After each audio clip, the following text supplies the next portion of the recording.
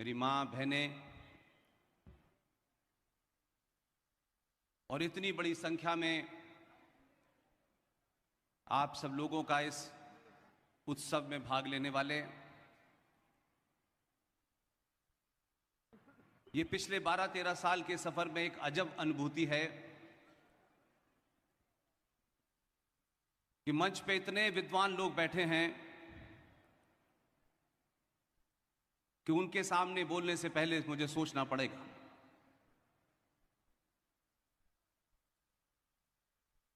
मैं जिन विषय को बोलता हूं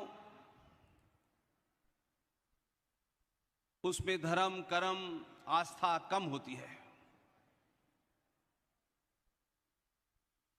मैं तो गुरुदेव स्वामी का धन्यवाद करता हूं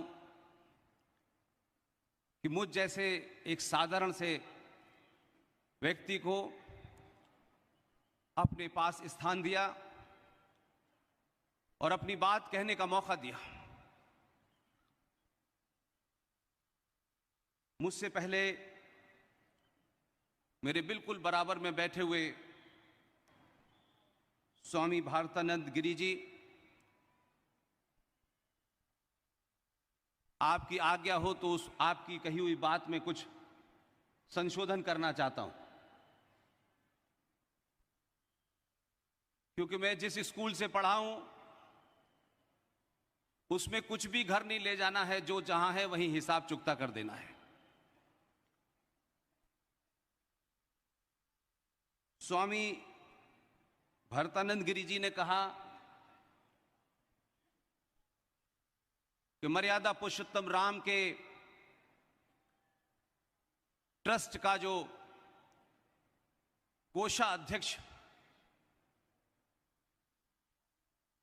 जो स्वामी गोविंद देव गिरी जी बने हैं, उससे उनका कद और बड़ा हो गया।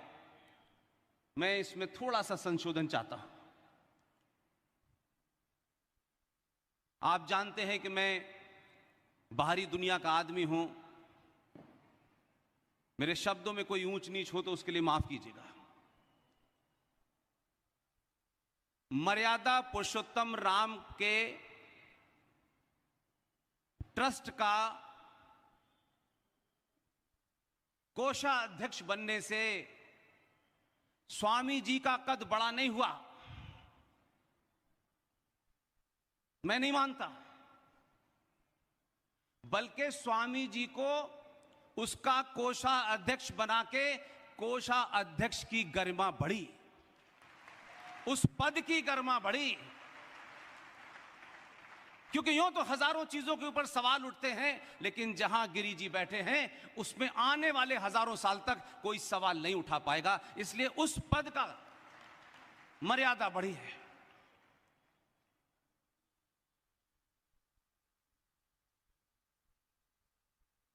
मैं आप सबसे एक ही विनती करता हूं, सच को खूब ताकत से बोलें। सच बोलते हुए ये न डरें कि सामने कौन बैठा है।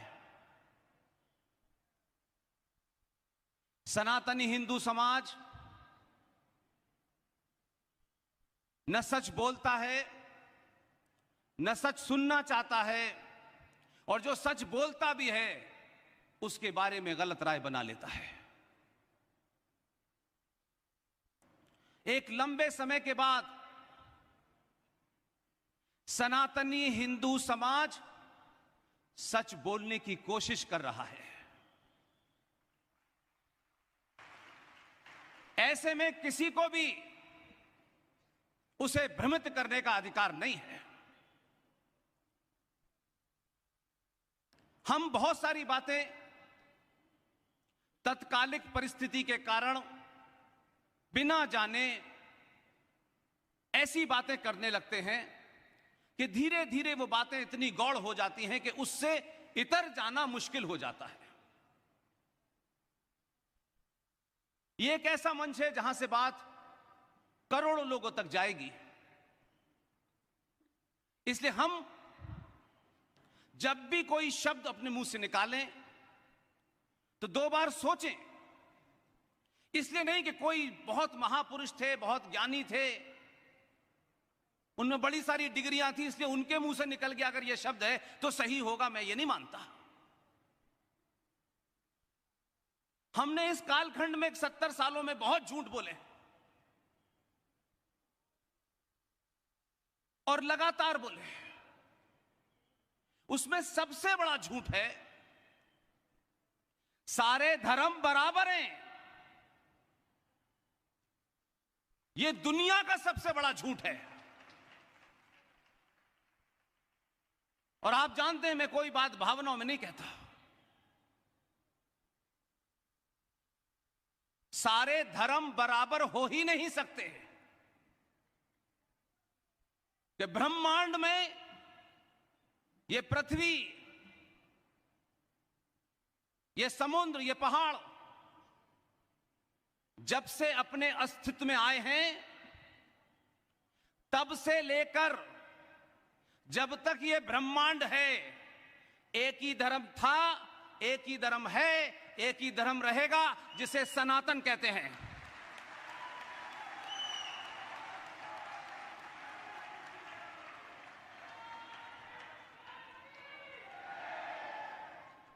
मजहब और धर्म दो अलग अलग विषय हैं। कोई 1400 साल पहले पैदा हुआ,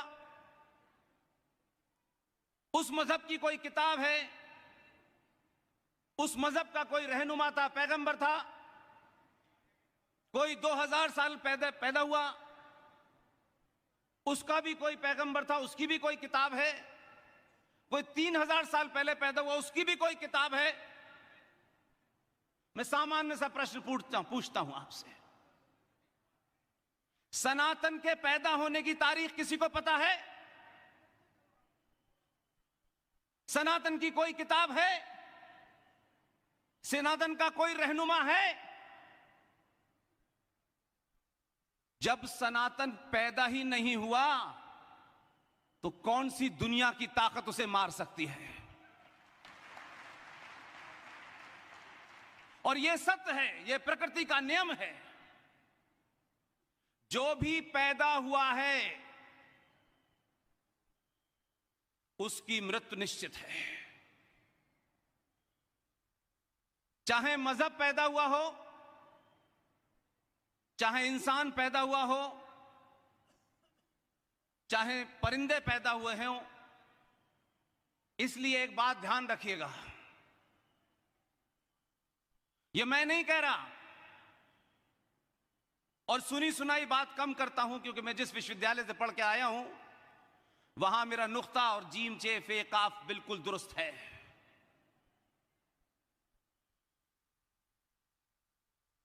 आप मुझे बताएं, वो किताब खुद ये कहती है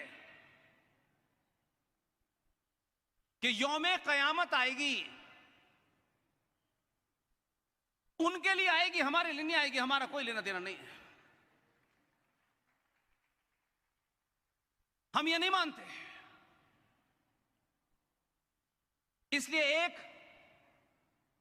इस्लामिक रूलर, जिसका नाम अक्सर इस देश में गलत इतिहास पढ़ने के कारण, मूर्खों द्वारा लिखे इतिहास पढ़ने के कारण हम उसका नाम बहुत लेते हैं,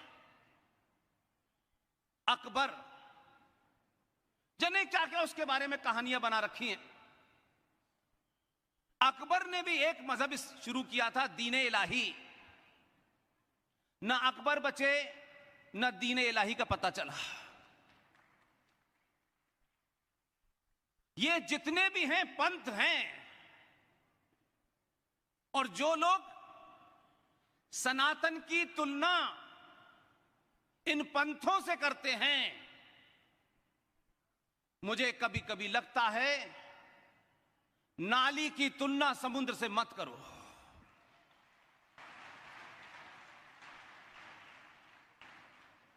अपने होने पे गर्व करो।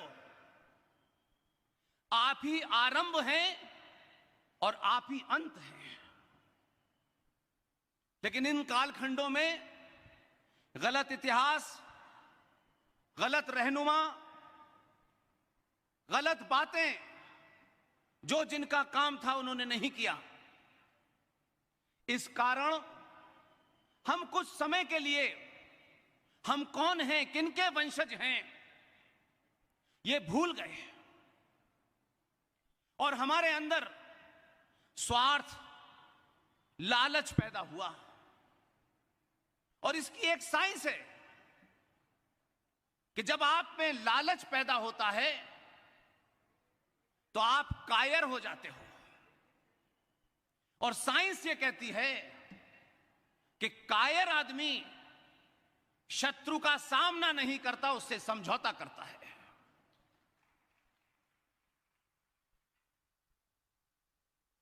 मैं गोविंद देव गिरी जी के एक उद्बोधन से बहुत प्रभावित था और कई सारी ऐसी बातें हैं जिससे मुझे कुछ मायूसी थी। मैं तो अयोध्या में नहीं था, इसलिए मैं अपनी बात कहने में यह कभी चिंता नहीं करता कि कितनी तारीफ करूं और कितनी न करूं। कहीं ज्यादा तारीफ करने से कुछ हो जाएगा, ये मेरा भाव नहीं है। सच पूछिए तो स्वामी गोविंद गिरी जी को मैं जानता तक नहीं था, बिल्कुल नहीं जानता था। लेकिन 22 जनवरी का वो कार्यक्रम, बहुत कुछ हुआ। मेरी अपनी धर्म पत्नी उस समय अयोध्या में मौजूद थी, लेकिन जब गोविंद गिरी जी ने बोलना शुरू किया तो उनके भाव में वो लाइन और उस महापुरुष का नाम आया तो मुझे लगा गेरुए वस्त्र पहनने वाले जब उन शब्दों को बोलते हैं तो मुझ जैसा आदमी भी गोविंद जी को नहीं जानने के बाद भी मैंने कहा कि अगर मेरे पास न्योता आया तो मैं हर हालत में पहुंचूंगा। और यह बात ऐसा नहीं है कि मैं कोई पहली बार कह रहा हूं। गोविंद गिरी जी ने अपने भाषण में बिना लाग लपेट के कहा कि आज सत्ता के शीर्ष पर संविधान द्वारा पद बनाया गया प्राइम मिनिस्टर नहीं है, बल्कि उस पद पर उसके कार्यों को देखकर, उसके चलने से, बैठने से, उठने से